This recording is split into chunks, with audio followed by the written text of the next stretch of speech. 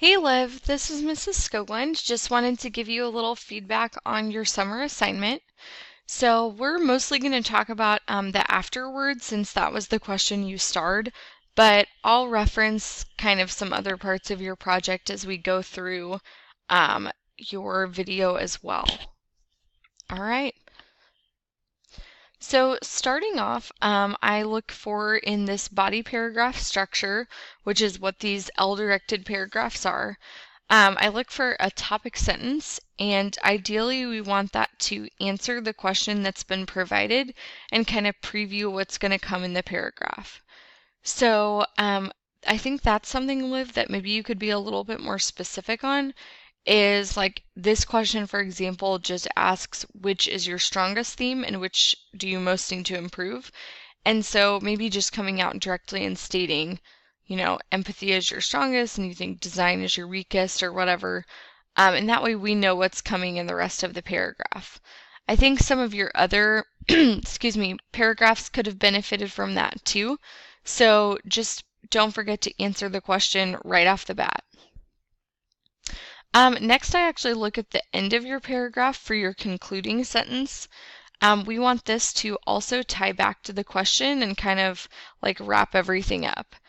So I felt like your concluding sentences, Liv, were just kind of inconsistent. Like this one I thought was like all right because it kind of you talked about your strengths and weaknesses, but you didn't really mention what those were. So it could have been a little more specific. There were some paragraphs where, I'm trying to find it, you didn't have a concluding sentence at all, really.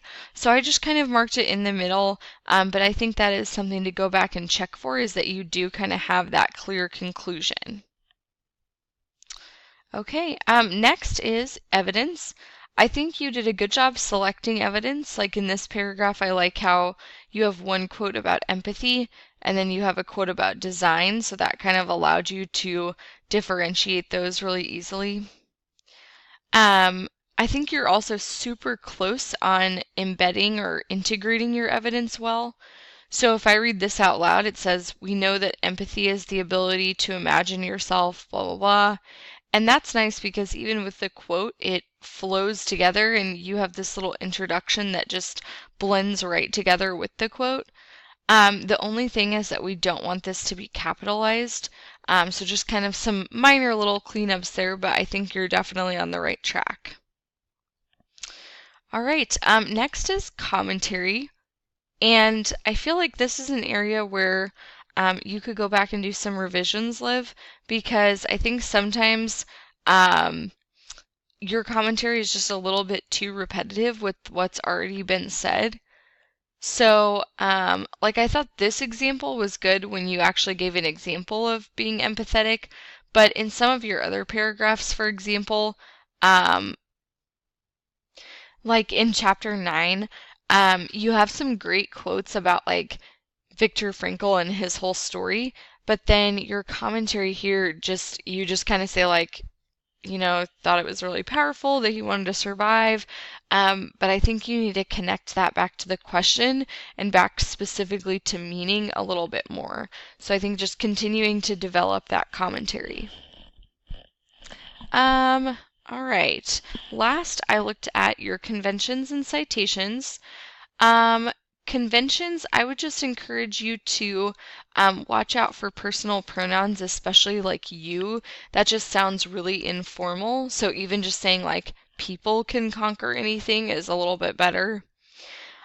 Citations, you're super close. We just want these to be actually at the end of the sentence, and we don't want the period here. It'll just go actually at the end after the citation. So just kind of cleaning that up.